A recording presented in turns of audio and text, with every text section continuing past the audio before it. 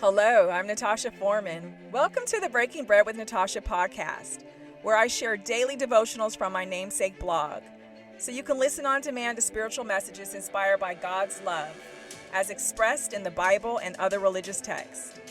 You can read along at breakingbreadwithnatasha.com or sit back and take in the word.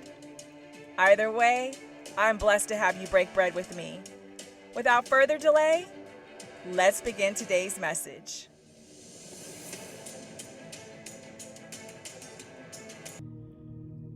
Welcome back, Breaking Bread family. This is Natasha Foreman. Thank you so much for joining me today. It's a pleasure and an absolute privilege to be here with you. Let's look at the book of Proverbs, chapter 28, line 2. And the translation that I'm reading says, when a country is rebellious, it has many rulers.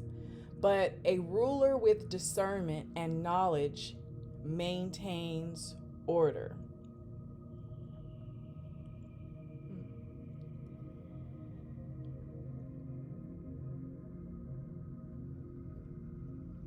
We elect officials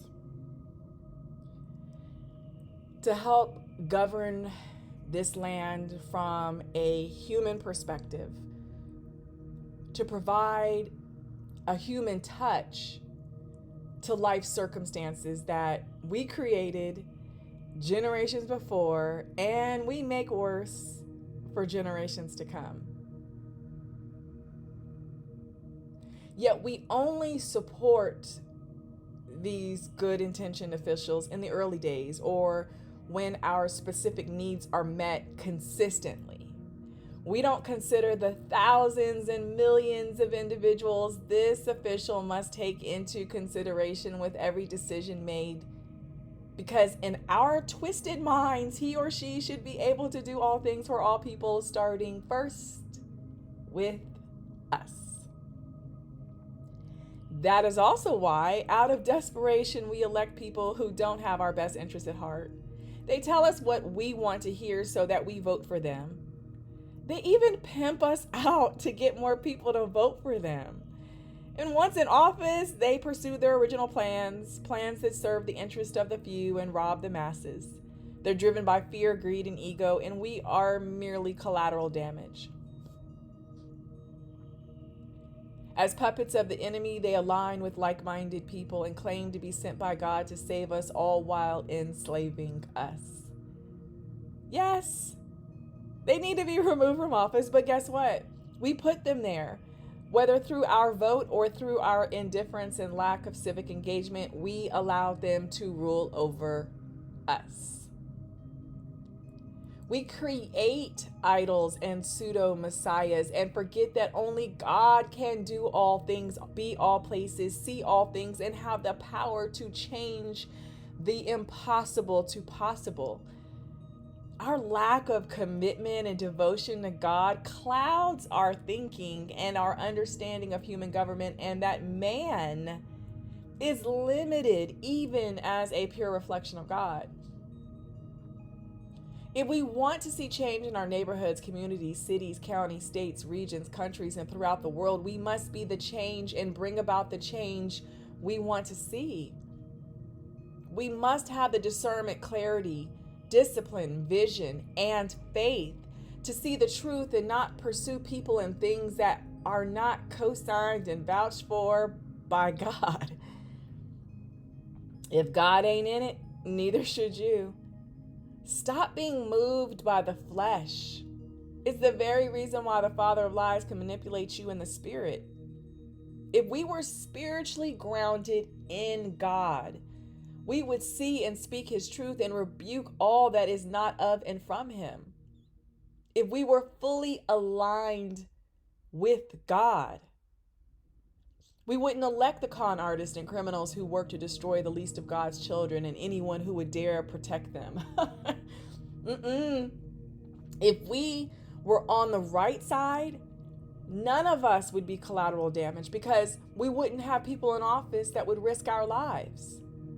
We wouldn't be operating out of fear, because we would be driven by faith. Stop chasing down idols and wannabe messiahs. Stop being so desperate to be led by mortals. Seek God in your proper alignment with Him. Listen to Him, not people who claim to be His representatives. You wouldn't have to second guess if you had a strong enough relationship with God to just ask Him directly. If something doesn't feel or look right, it probably isn't. Take the time to ask God for direction and focus. Strengthen your relationship with Him by spending time with Him.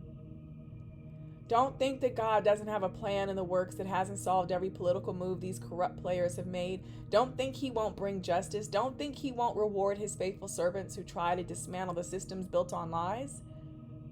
Support Him through your faith. Walk with Him. Talk with Him. Be like Him. Will you join me in a moment of prayer? Perfect. Here we go. Father, I pray for my family, community, state, country, and the world. I pray that the pain, chaos, conflict, fear, hate, and rebellion would cease to exist and is replaced by peace, contentment, joy, love, and mutual respect. This isn't me wearing rose-colored glasses of naivete. This is me having a greater vision than what's before me. I still have hope. I still have faith in you. I know your ability to warm every heart, lift every spirit, heal every wound, cure every disease, make the crooked straight, and bring order to mania. I know that there are more forces supporting your plans than defying them. I also know that you don't always intervene in human matters because even that decision brings order. Everything aligns with where it's supposed to be, when it's supposed to be. What we create, we must also face and be accountable to, and only through learned lessons do we choose to refrain from making the same mistakes, the boldly ignorant decisions, and the blatant acts of defiance.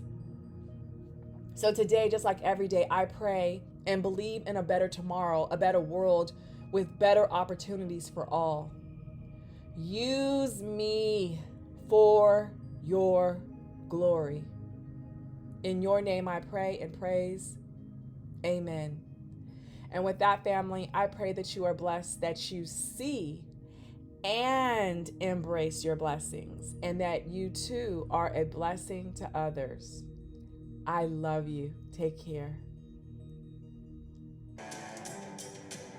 Hi, family. If what I shared in today's message resonates with you, I hope you will share it with others. Feel free to leave positive comments and reviews on my site, breakingbreadwithnatasha.com, and through whichever podcast provider that you're listening to me. Each day, I work to be a better steward and servant. I hope you will join me in sharing God's love and truth and rebuking the enemy's lies. Now go out there and make today an awesome day. I love you all.